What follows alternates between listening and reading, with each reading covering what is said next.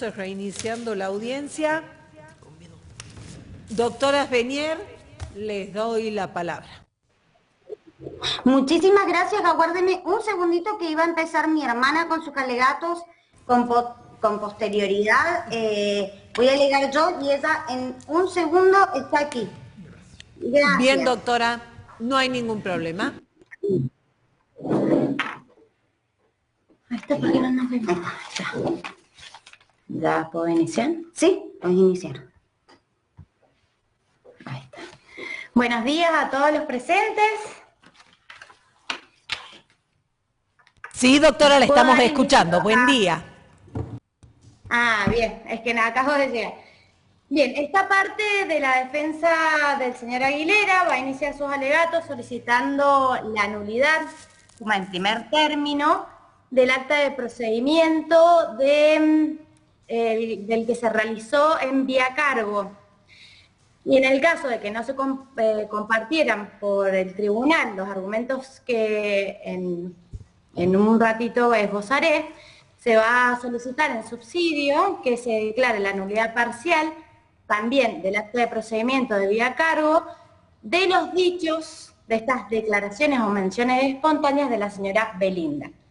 Y en esta parte no es parte de la defensa de la señora Belinda Ríos, sí entiende que hoy en día el señor Aguilera se encuentra sentado en el banquillo de los acusados en virtud de estas manifestaciones espontáneas.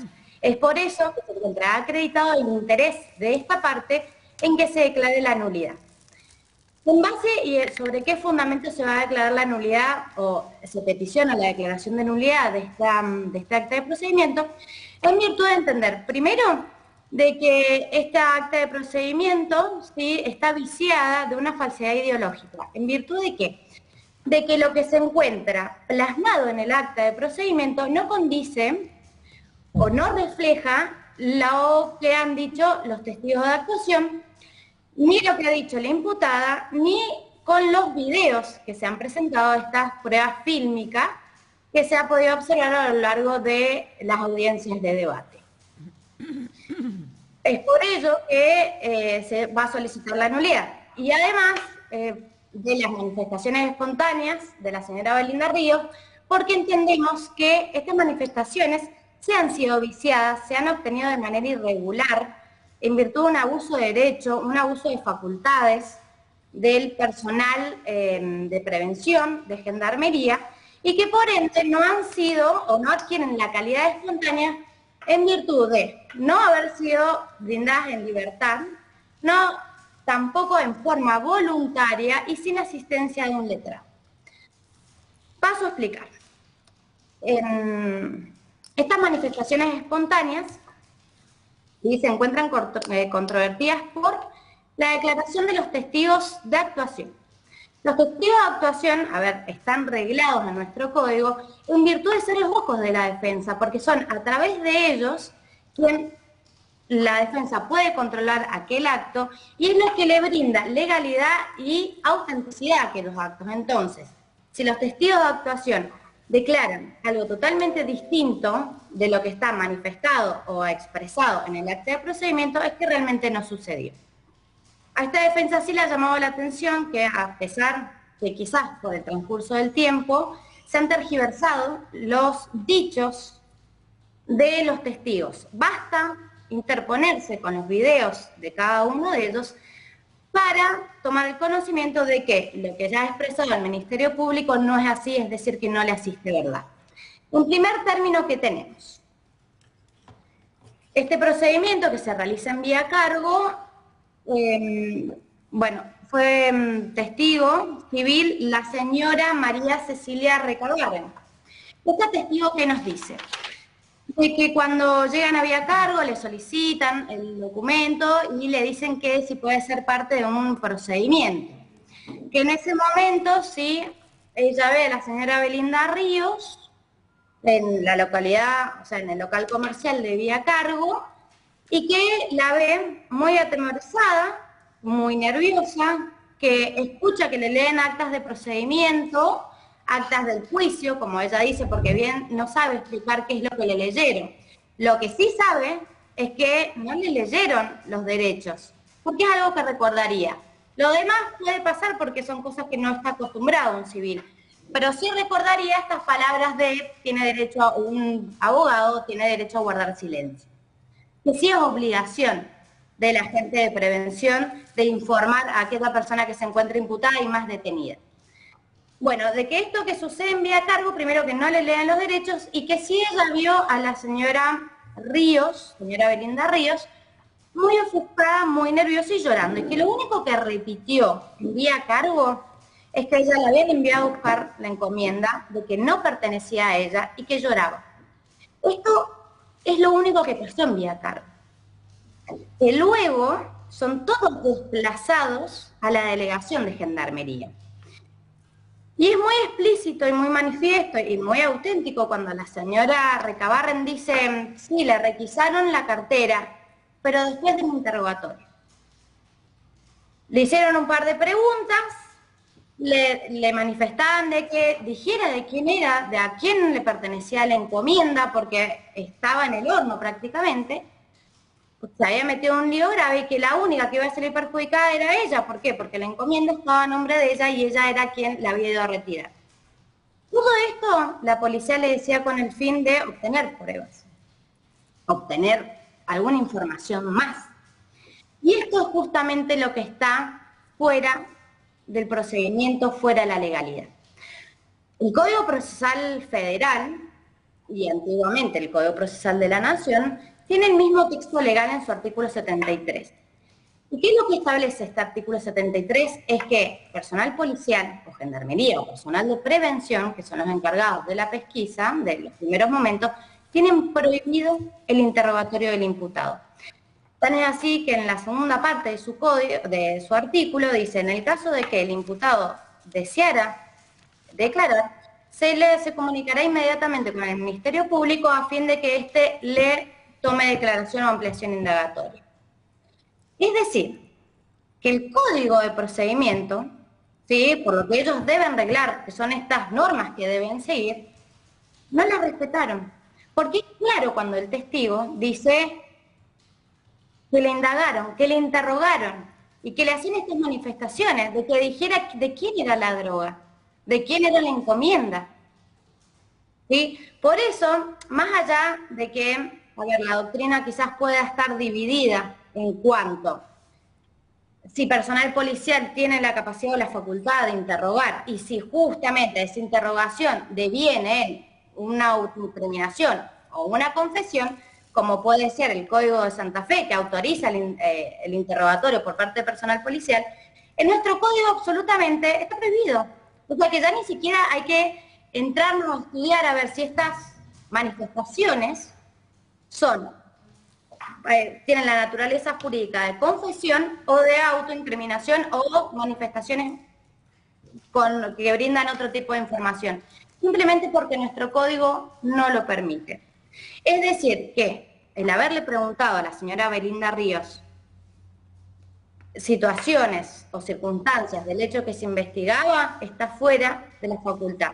Es decir, que hay un abuso de poder, hay un abuso y un exceso en la facultad de personal de gendarmería. No solamente estas manifestaciones las dijo la señora Recabarren, sino que están en concordancia con lo que dijo el otro testigo de actuación, que es el señor Fayá. El señor Fayá, si bien no recordaba tantos datos, no tenía una memoria, no estaba, bueno, no recordaba, él nos dice expresamente, o sea, lo mismo, de que en el lugar, ella no decía nada, o sea, en el lugar del local comercial de Vía Cargo, que no se dijo nada, que él recuerda que le leyeron algunas actuaciones, que no recuerda que le hayan leído sus derechos, y que en ese mismo lugar, en el local comercial, ella no manifestó absolutamente nada, sino que lloraba. Y que a su vez, cuando los llevan a la delegación, ahí sí la comienzan a interrogar.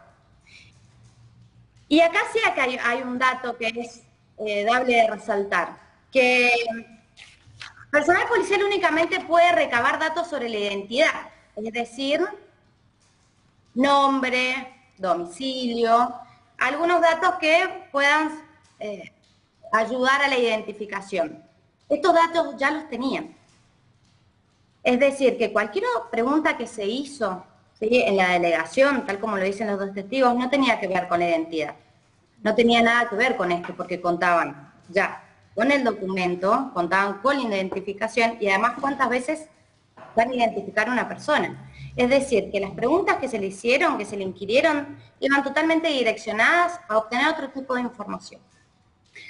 A su vez, este testigo que nos dice, que también es lo grave en realidad de todo el procedimiento, de que cuando le dan la posibilidad, este derecho que lo tenía bastante restringido de poder comunicarse con su abogado particular, porque cabe recordar que tanto la Constitución Nacional, en su bloque constitucional, en los tratados internacionales y en nuestro Código de Procedimiento establece que al imputado se le debe dar el derecho, ¿sí?, de saber en qué situación está, de poder hablar con su abogado, de poder asesorarse.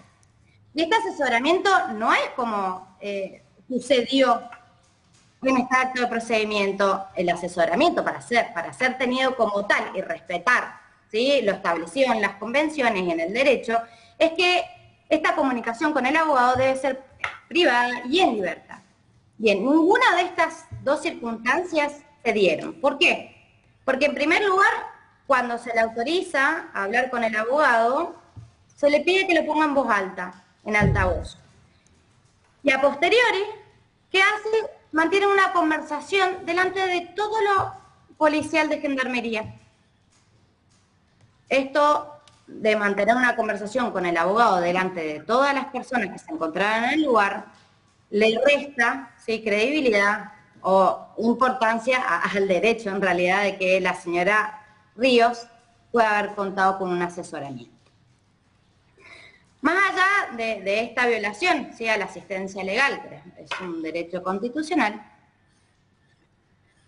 cabe decir que las manifestaciones de la señora Ríos, tal como le dicen los testigos de actuación, sí no fueron espontáneas. ¿Por qué? Porque los testigos que dicen, la señora se le había bajado la presión, la señora lloraba, la señora estaba muy nerviosa, a la señora se le preguntó. Todas estas circunstancias hacen que la espontaneidad, ¿sí?, pierda su eficacia. Y esto no lo dice esta defensa, sino lo dicen los libros, de donde todos tomamos referencia. Y voy a tomarme el tiempo de leer a dos autores, ¿sí?, que es Hauchen y el doctor Abel Fleming, en sus libros de garantía del imputado y en Tratado de la Prueba en Materia Penal. A esta teoría, a esta falta de espontaneidad, ¿sí?, que se pierde, recibe un nombre, que es un nombre que se le ha dado la doctrina norteamericana, que es que estas declaraciones se toman en un contexto de coacciones inherentes. ¿Qué son las coacciones inherentes? Un segundito.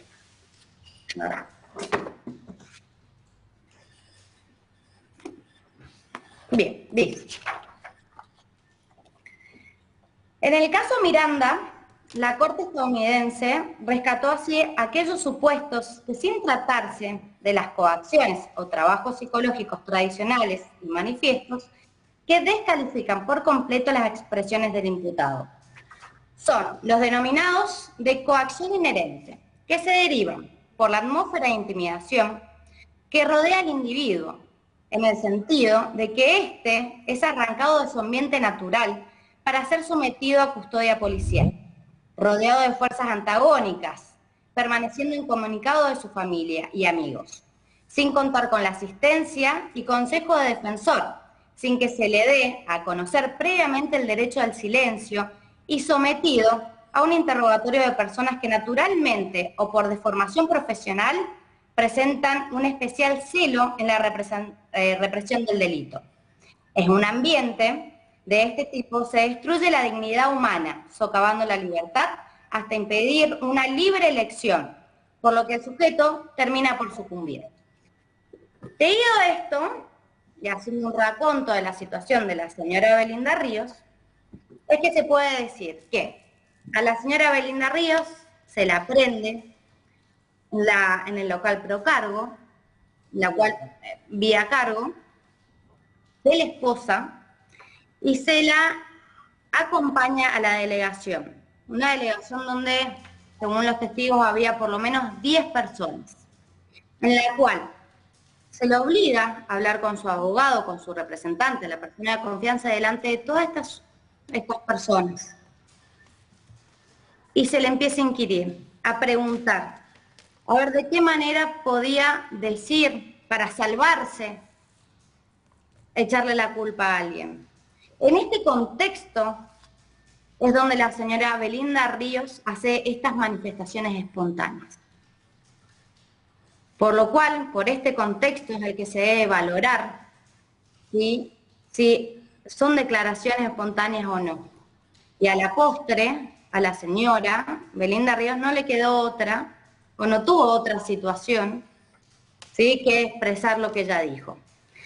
A su vez, no solamente los testigos de actuación acreditan los dichos de esta defensa, sino es la misma señora Belinda Ríos. Cuando se presenta a declarar en debate, ella misma dice de que en principio no le leyeron los derechos, una persona que no tiene antecedentes penales, por lo cual no sabe, o nunca ha tenido un roce con la justicia, por lo cual no sabe cómo debe manejarse. Y ante esta situación, a las claras, se sentía intimidada. La señora Belinda Ríos, además de comentar de que no se le habían sido leídos sus derechos, también dice que la comenzaron a interrogar. Y según los dichos o la teoría, o lo que nos enseña el libro de garantías del imputado del doctor Zulemin, es que sería una prueba diabólica exigir que la señora Belinda Ríos demostrara de que se han cumplido con cada una de estas garantías procesales. Que no es ella quien debe acreditar de que estas manifestaciones se dieron en un marco de legalidad, sino que es el Ministerio Público el encargado de velar por la legalidad y de acreditar de que todas estas manifestaciones y dichas se han dado en este contexto, un contexto de un cumplimiento efectivo de las normas y de la legalidad. Todas estas normas, la Constitución, los tratados internacionales, el Código de Procedimiento, con respecto a este punto en particular, en la posibilidad, en el derecho y facultad de que la policía pueda interrogar al imputado, se ha dado y se ha sancionado de esta manera con el fin de que no se atropellen las garantías constitucionales. ¿Por qué? Porque la historia, ¿sí?, viene condenando estas situaciones. Por eso es que las normas deben respetarse, debe encuadrarse la situación, para que no haya un atropello de estas garantías, que es lo que ha sucedido no solamente en este procedimiento, sino a lo largo de toda la investigación. Por lo cual, su señoría, en virtud de que se la ha interrogado, se la ha intentado sacar información, se lo ha hecho en un contexto que no es el legal, se ha excedido de las facultades de gendarmería, es que se va a solicitar, en primer lugar, que se anule la totalidad, o sea, el acta de procedimiento, y en su defecto, las manifestaciones de la señora Belinda. Muchas gracias, señoría. Bien, doctora, la escuchamos. Muchas gracias. Voy a continuar con los alegatos en esta causa FSA 3101 del año 2020. Y voy a comenzar diciendo que a esta defensa se le dificulta un montón realizar estos alegatos porque todas y cada una de las pruebas que ha sido reseñada por el Ministerio Público Fiscal no se condicen con los dichos de los testigos y las pruebas arrimadas a la causa. Entonces va a ser un trabajo arduo, toda vez que se tendrá que señalar todas y cada una de las pruebas porque no se condicen con lo que quedó a la vista de todos los que hemos presenciado este debate. En primer lugar, el Ministerio Público Fiscal, finalizando su alegato, refiere que la responsabilidad del señor Aguilera en el hecho que está siendo juzgado se debe a dos pruebas o dos circunstancias que se consideran fundamentales. Una de ellas son las declaraciones espontáneas de la señora Belinda Ríos y otra de ellas es los datos obtenidos de los dispositivos móviles que han sido secuestrados. Es decir, la tarea que llevó a cabo y que expuso en esta audiencia de debate el señor Halhal.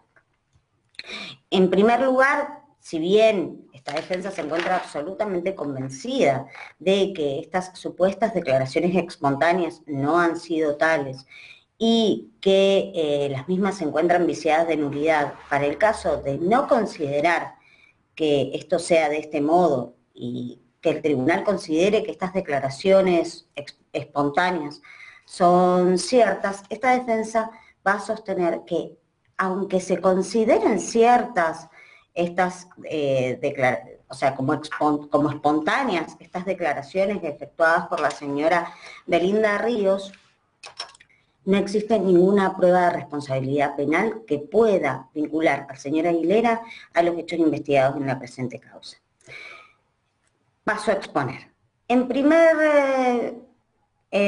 un primer momento, si bien voy a hacer alusión de manera corta, debido a lo expresado por mi hermana y socia en anterioridad a mí, el señor representante del Ministerio Público Fiscal ha sentado su alegato o ha dado especial relevancia a los dichos de la señora Recabarren.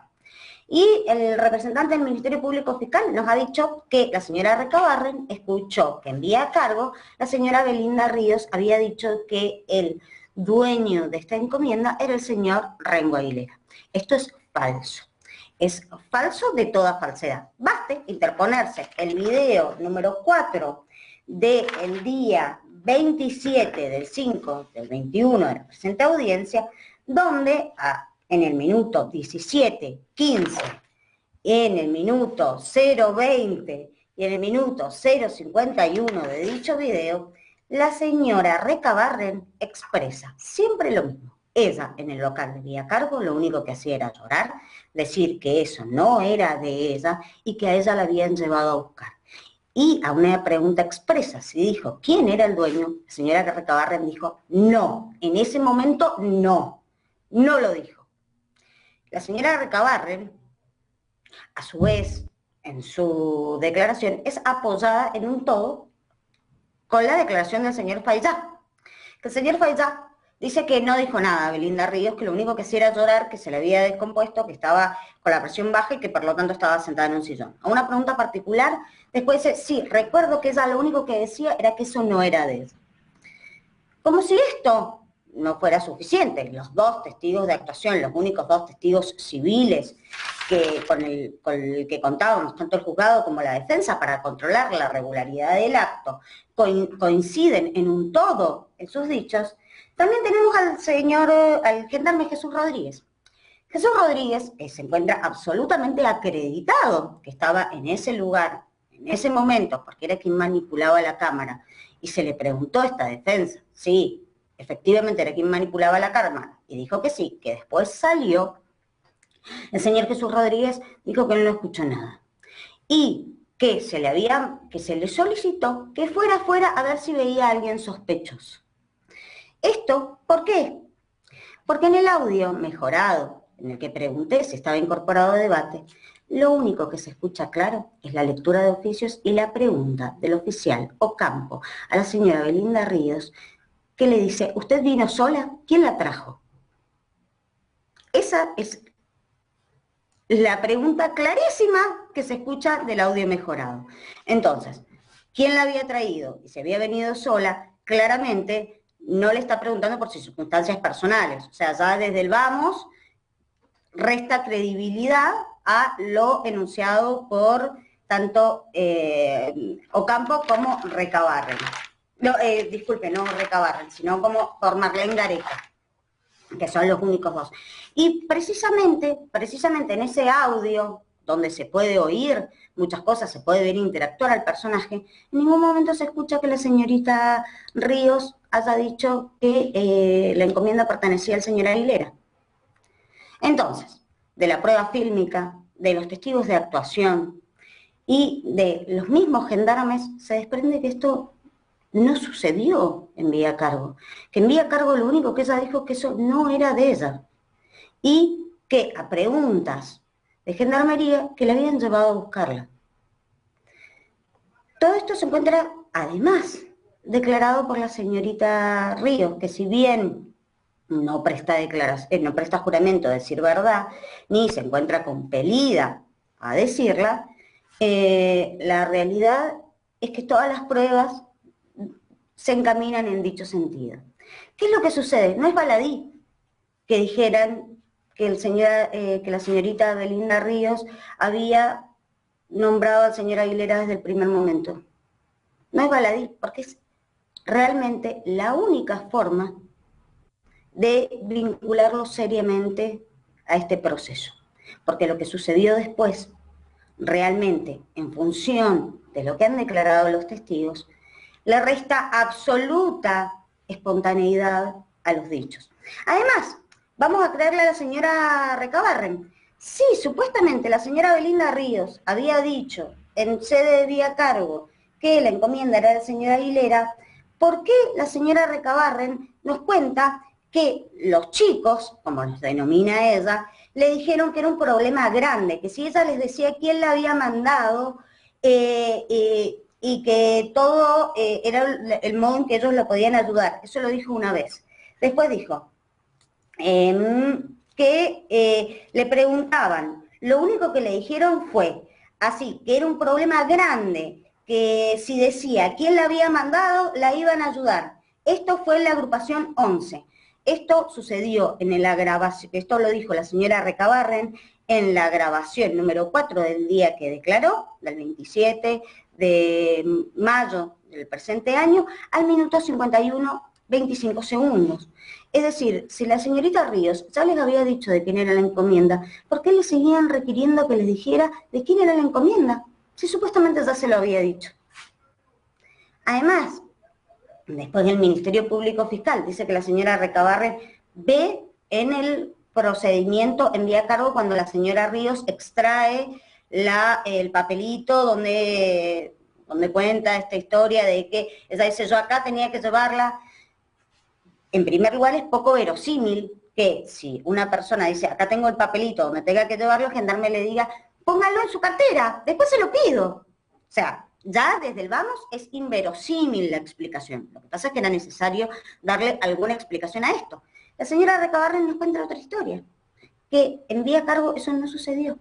Que lo del papelito, tal como lo dice ella, que lo del papelito fue en la agrupación 11, que luego de sacar todas las pertenencias personales de la droga, sacan el papelito y le preguntan, y este papelito, y ella dice, es a donde yo tenía que llevar la droga. Y ahí lo envían al señor Jesús Rodríguez a realizar esta tarea. Si hubieran tenido el papelito desde el primer momento, ¿para qué lo hacen ir al señor Jesús Rodríguez a la agrupación 11 para después darle la orden? Hubiera sido inmediato. Son todas cuestiones que no pueden explicar. ¿Por qué? Porque no es real que la señora Belinda Ríos haya dicho que era el señor Aguilera desde el primer momento. Eso es claro. Si no, todo lo que dijo la señora Recabarren, todo lo que dijo el señor Fayad es mentira. ¿Y por qué dos particulares que no se conocen entre sí, que no tienen nada que ver entre sí, van a mentir? ¿Y por qué la señora Recabarren va a querer perjudicar a Gendarmería o al procedimiento de beneficiar al señor Aguilera o a la señora Ríos? No hay ninguna explicación para eso. La única explicación es que los hechos han sucedido tal como se encuentra acreditado en la filmación, en las grabaciones, lo dicho por los testigos que estuvieron en el lugar y finalmente lo también no dicho por el señor Rodríguez. Pues el señor Rodríguez estuvo ahí. Si hubiera escuchado, lo hubiera dicho. Pero no lo dijo porque efectivamente eso no sucedió. El Ministerio Público Fiscal nos refiere que la señora Ríos se comunicó con su abogado, que le hicieron poner altavoz en un primer momento y que después se retiró hacia otro lugar. Esto es absolutamente falso, de toda falsedad. Así lo han declarado no solamente la señora Recabarren y el señor Fayad, sino también la totalidad del personal actuante. O sea, no hay con qué sostener esto. La señora Ríos nunca abandonó el recinto, donde estaban todos, mientras ella se comunicaba con un abogado, al que claramente todo el mundo podía escuchar la conversación, porque el contenido de la misma nos lo reveló la señora Recabarren, que le dijo gordo, y que él le decía, decí la verdad, y que ella le respondía, sí, sí, es lo que he hecho, he dicho toda la verdad, que eso no era mío. O sea, si hubiera estado en otra habitación, hubiera sido imposible que la señora Recabarren oyera esta conversación y no la pudiera transmitir. Por lo tanto, eso de que se retiró del recinto y se fue a otro lugar, hablar no se condice nuevamente con ninguna de las constancias de la causa. ¿Sí? Lo del papelito, lo de la declaración espontánea, lo de hablar con el abogado defensor. Ahora vamos no solamente al ámbito de privacidad, que no se dio en este caso, sino también a un ejercicio del derecho de defensa eficaz. El abogado que intervino, que no es el doctor Ubilla, sino que es el doctor Bobillo, sí, que es colega nuestro. En Mendoza somos pocos abogados los que hacemos penal, entonces claramente nos conocemos entre todos. Es el doctor Bobillo, el que se entrevistó con la señora Ríos. Claramente no era abogado de la señora Ríos, sino que era un amigo, por lo tanto, por eso le dijo gordo. Y claramente el doctor Bobillo no tuvo acceso a las actuaciones. Ni a las actuaciones, nadie le envió las actuaciones, nadie le mostró absolutamente nada. Nadie se comunicó con él. Por lo tanto, ¿qué defensa efectiva se puede ejercer en un absoluto desconocimiento de la situación y con lo solo relatado por el imputado en el momento de su detención en 2 minutos en frente a todo el personal policial, todo el personal de gendarmería? Claramente la comunicación con el abogado defensor no fue ni privada, ni esta representa una defensa efectiva de los derechos de la señora Ríos. Independientemente de esto, o sea, este es el contexto en el que se dieron las cosas, donde le decían, hubieras pensado en tus hijos, te metiste solita en este lío, todo eso que nos lo relató la señora Recabarren y que no hay ningún motivo para descreer de ella. En este contexto, la señora Belinda Ríos declara y dice, sí, efectivamente yo dije que la encomienda era del Rengo Aguilera. Lo dije ¿por qué? Porque hacían 2 días que había sido condenado, hacía nada que había sido condenado, estaban todos los medios gráficos y audiovisuales de la provincia, porque el señor Daniel Aguilera es un personaje muy conocido en la provincia de Mendoza. Ya estaba preso por lo mismo, así que pensé que no lo iba a perjudicar. Y lo dije eso porque me dijeron que si decía algo, me iban a dejar ir.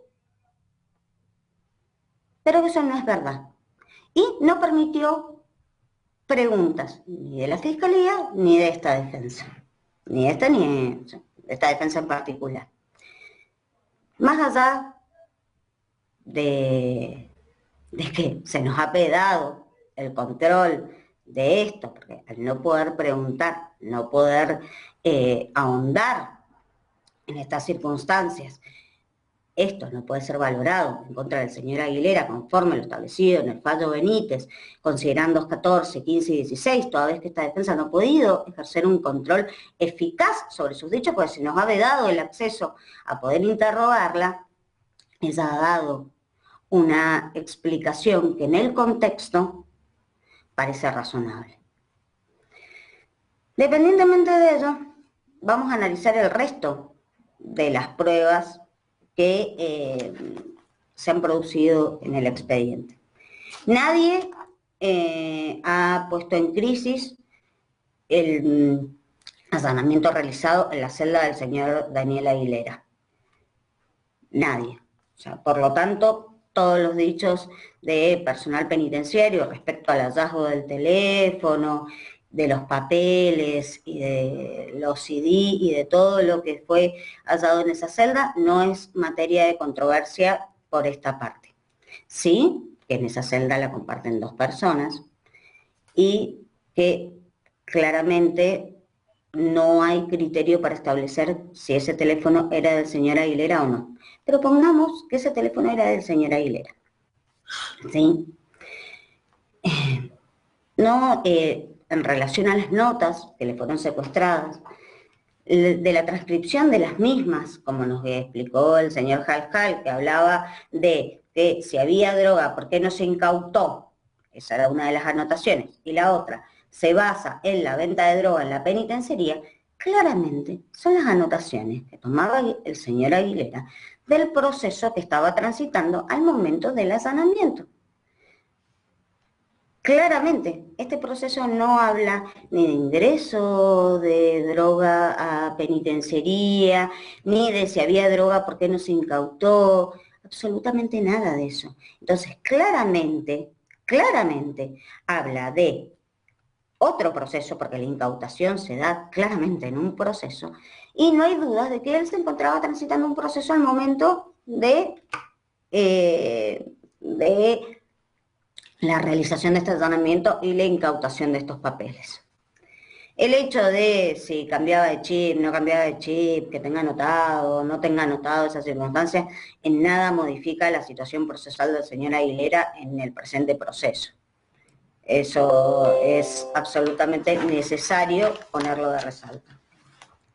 En función del allanamiento realizado en la casa de la señora Emilce Quiroga, ahí tenemos que el oficial Eduardo Güera, oficial o agente, disculpe, desconozco las jerarquías de gendarmería, tanto el señor Güera como el señor González relatan que la señora Emilce Quiroga, al momento de ingresar al domicilio y después de anoticiada de la realización de este allanamiento, dice, sí, yo acepté esto por cuestiones económicas.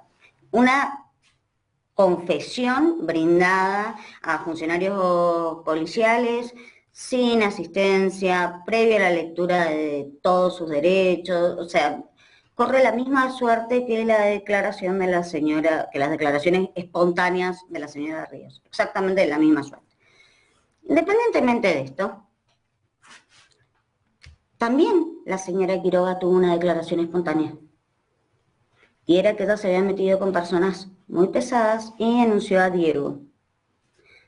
El Ministerio Público no hizo alusión a esta declaración espontánea, y se indicaba una persona directamente, pero bueno, la omitimos, tomamos las declaraciones espontáneas que se adaptan a nuestra teoría del caso y dejamos afuera aquellas que no son tan espontáneas o no se adecuan.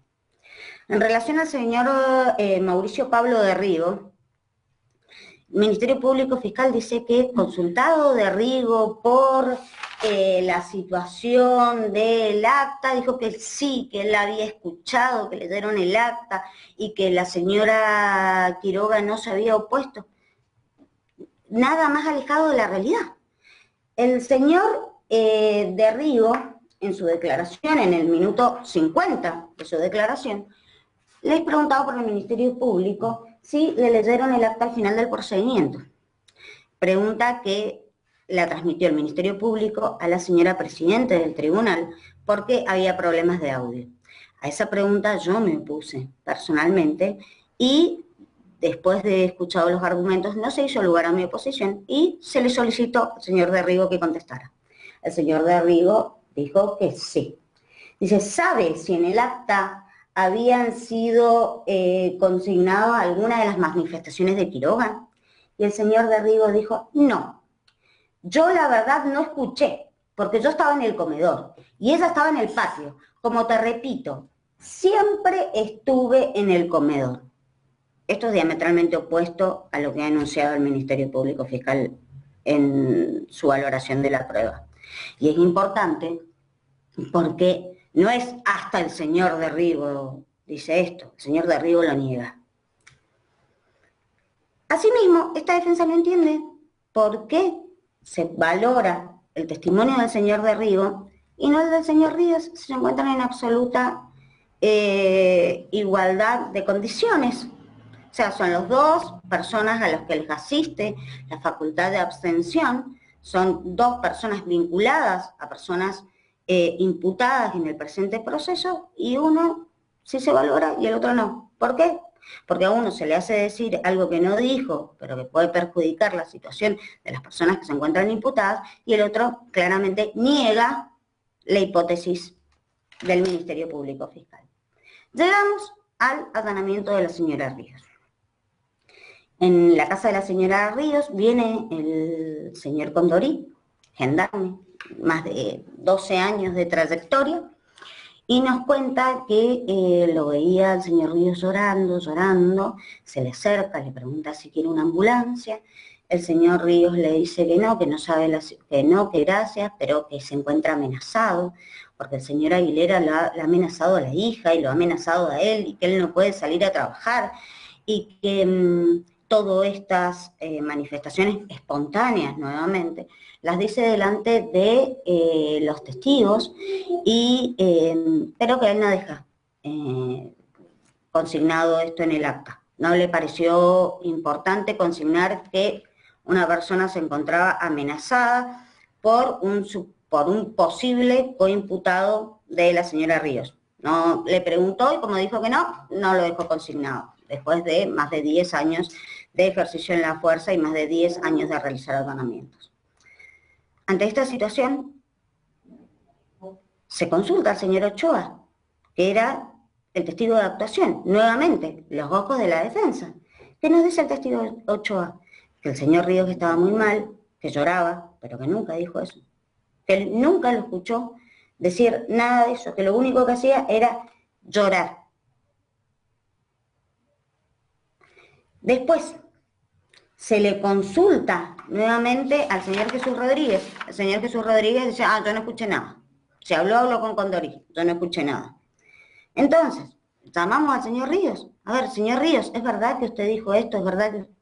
Señor Ríos, en una apreciación personal, en absoluta verdad, dijo que nunca había dicho eso, que ni siquiera conoce físicamente al señor Aguilera, que nunca lo ha visto, que nunca dijo eso, que no está amenazado por el señor Aguilera, ni él ni su hija, que nunca dijo eso. Entonces, ¿y no vamos a valorar el testimonio del señor Ríos?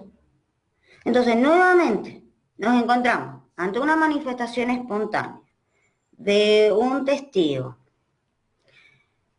que no ha sido consignada en el acta y que se desmiente por el resto de las pruebas, y le vamos a dar credibilidad.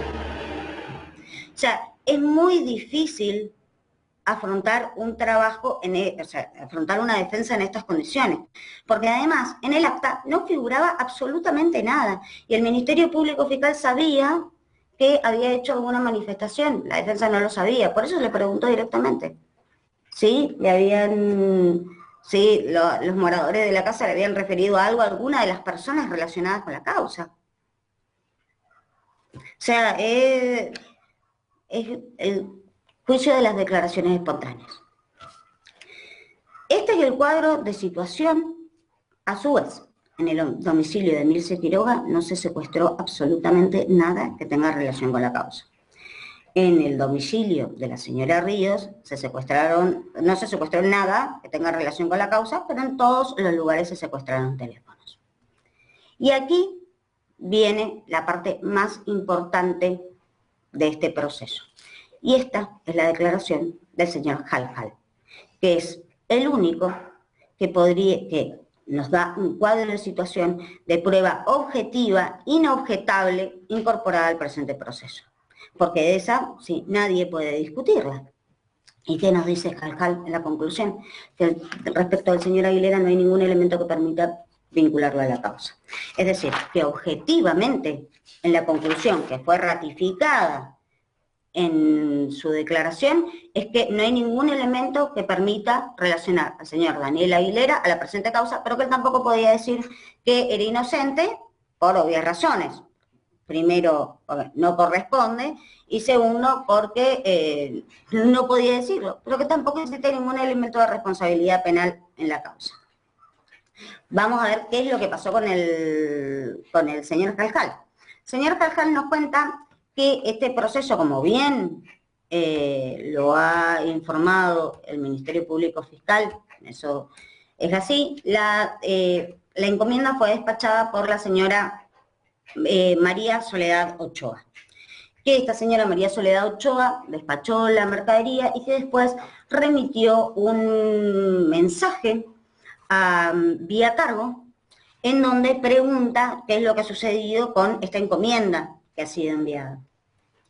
Cuentan con esta captura de pantalla, ofician a las compañías de celulares y las compañías de celular informan que este teléfono efectivamente se encuentra a nombre de la señora Ochoa. Se pide la lista sábana de llamadas entrantes y salientes de la señora Ochoa. Y esta señora efectivamente se ha comunicado con un número en Mendoza. ¿Qué se hace con este dato?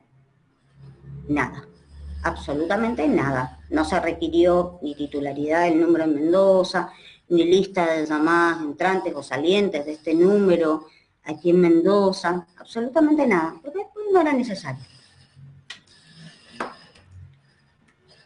Y este número de María Ochoa no tiene ninguna comunicación con el señor Aguilera, ni en lo que a esta defensa respecta, no tiene ninguna comunicación con el señor Aguilera. Tampoco con la señora Ríos y tampoco con la señora Quiroga. Pero fundamentalmente la señora María Ochoa y el teléfono que fue secuestrado del señor Daniel Aguilera no tienen ninguna interacción comunicativa de ninguna naturaleza. El señor Aguilera no la tenía agendada a la señora Ochoa, nada, absolutamente nada. Del teléfono de Aguilera surgen que hay mensajes de texto SMS entre el teléfono del señor Aguilera y el teléfono de la señora Ríos, lo que es absolutamente normal que suceda porque ambos son padres de Juana, hecho que se encuentra absolutamente acreditado, tanto por los dichos de la señora Belinda Ríos como por los dichos del señor Juan Alejandro Ríos. O sea, no hay duda de que el señor Aguilera es el papá de la hija más chiquitita de la señora Belinda Ríos. Por lo tanto, y al desconocer el contenido de estos mensajes de texto, no lo podemos relacionar con absolutamente nada. Lo cierto es que esos mensajes de texto existieron y tienen una justificación de estar. Después, existe un contacto indirecto entre los teléfonos de Belinda Ríos y el señor Aguilera, que es un contacto en común de una chica apodada Brenda, que no tiene nada que ver con esta causa, sino que es un contacto en común que tienen estas dos personas.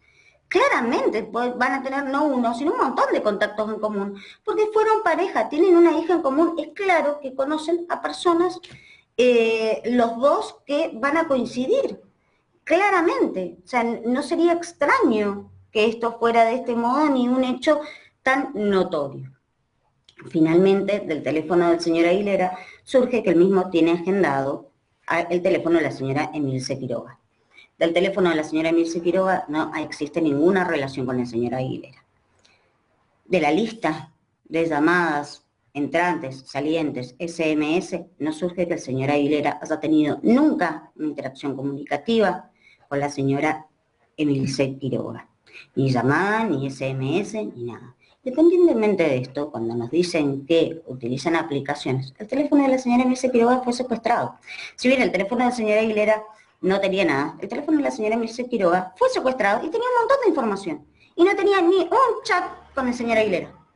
O sea, dicen que se podrían haber comunicado vía virtual, teniendo el aparato, pudiéndose meter al WhatsApp, pudiendo recabar información de WhatsApp, que con el aparato eso sí es posible, con los medios tecnológicos con los que se cuenta, no registraron una conversación. O sea, no tuvieron conversación ni por línea, ni por vía WhatsApp, ni por ninguna otra aplicación, porque el teléfono del señor Aguilera no tenía ninguna otra aplicación salvo WhatsApp. Es decir, que la única vinculación es tenerla agendada. que claramente puede conocerla y tenerla agendada, pero eso no implica que sea responsable de absolutamente nada. Máxime cuando se tiene acreditado que no existe ninguna comunicación entre ellos, ninguna interacción comunicativa. Ahora sí, el teléfono de la señora Belinda Ríos y el teléfono de la señora Emilce Quiroga, en esta ventana de 20 días en que fueron solicitados los informes telefónicos, ambas se comunicaron con un teléfono que termina en 2555. Las dos. Señora Belinda Ríos y la señora Quiroga. Ambas llamaron a ese teléfono. Ninguna de las dos tenía agendado este teléfono. Por lo tanto, de las agendas no podemos saber de quién es. ¿Quién es el dueño de este teléfono? No lo sabemos. ¿Por qué? Porque no fue necesario para la investigación saber quiénes se comunicaron, o sea, con quiénes ellas se comunicaron en común. Este teléfono, 2555, no tiene ninguna interacción comunicativa con el teléfono del señor Aguilera. Ninguna, de ninguna naturaleza. Y el señor Aguilera tampoco lo tenía agendado. Es decir, que el único vínculo directo que hay entre las dos personas que, en cierto modo, pueden haber admitido algún grado de responsabilidad en el presente hecho, no fue investigado.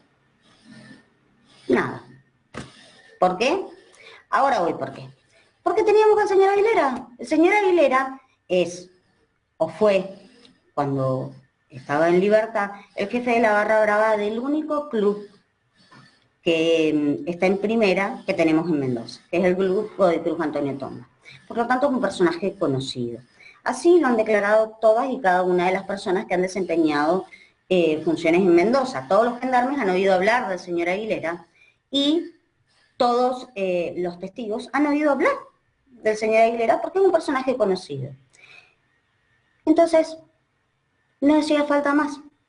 ¿Por qué? Porque hacía 2 días que había sido condenado a narcotráfico, tenemos la declaración de la señora Ríos, ya está, lo tenemos condenado. Cuando en realidad hubieron un montón de causas investigativos que se debieron abordar y no se abordaron. O sea, el Ministerio Público, en este caso, perdió la objetividad. El inspector Jaljal nos informó que él solicitó que se requiriera del 2525 y del teléfono de María Ochoa, después dijo que no recordaba, pero que lo había indicado, la titularidad y la lista sábana, pero que nadie más hizo nada. Y a él no le llegó ningún informe. Claramente, ¿por qué? Porque no era necesario. Por lo tanto, además, se le preguntó al señor Jaljal si Aguilera había tenido algún tipo de comunicación con algún teléfono de Salta. Nos dijo que no tenía ningún elemento para sospechar que se hubiera comunicado, o por mensaje de texto o por llamada telefónica. Y en las agendas tampoco tenía agendado ningún teléfono de Salta. Es decir, que no existe ninguna conexión que permita inferir o siquiera sospechar que el señor Aguilera ha tenido algún tipo de contacto con personas en Salta, de ninguna naturaleza. El celular de la señora Belinda Ríos fue secuestrado inmediatamente. O sea, ahí, en el hecho, la detienen infraganti, le secuestran el celular, por lo tanto, ella no tuvo posibilidades de manipular ese celular. De la extracción de datos de ese celular, no se tiene que el señor Aguilera haya tenido ninguna indicación respecto de alguna maniobra, de dónde llevar la droga, de dónde traerla, del número de guía, nada.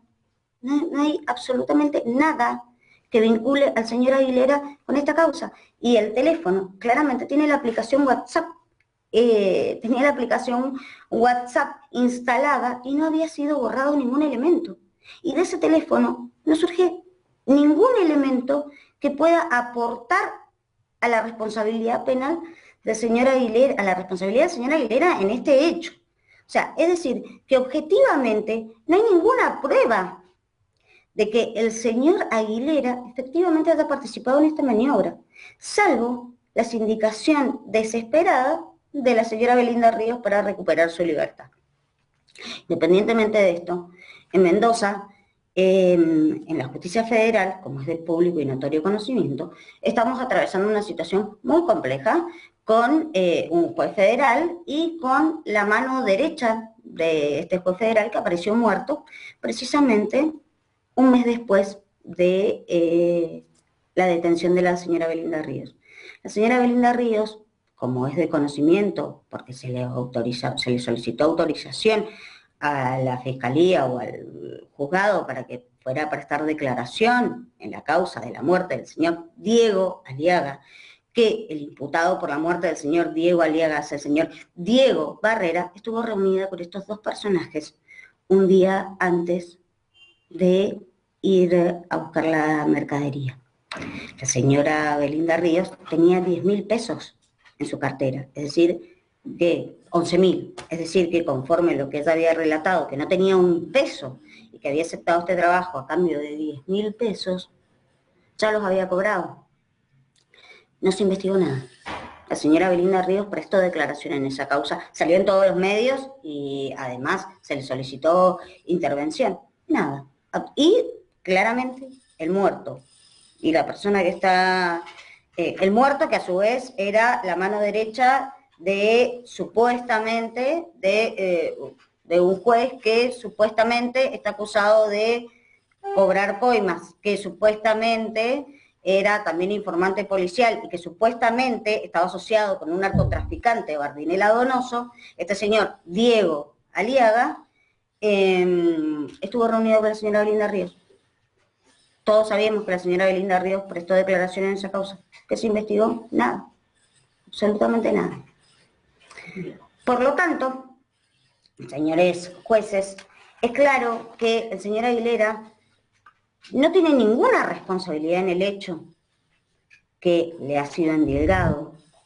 No tiene ningún contacto con Junior, no Junior, ninguna persona agendada como Junior, no Junior, que se iba a comunicar con Belinda. Efectivamente, el señor Aguilera no la llevó a la señora Belinda Ríos a buscar la encomienda, pues estaba privado de la libertad. Efectivamente, el señor Aguilera no le pagó a la señora Belinda Ríos para que fuera a buscar la encomienda, cosa que ella ya había cobrado porque tenía ese dinero en la cartera. El señor Aguilera no tiene ninguna vinculación con ninguna persona de Salta, no tiene ninguna vinculación más que tenerla agendada a la señora Quiroga, y la única vinculación que tiene con la señora Ríos es ser el padre de su hija. Todo esto nos lleva a solicitar su absolución lisa y llana. Lisa y llana. Se declare la nulidad de las declaraciones espontáneas de la señorita Ríos o no, porque objetivamente no se ha arrimado ningún elemento de prueba a la presente causa que pueda siquiera hacer sospechar la responsabilidad penal del señor Aguilera en los presentes autos. Señores jueces, se requiere certeza.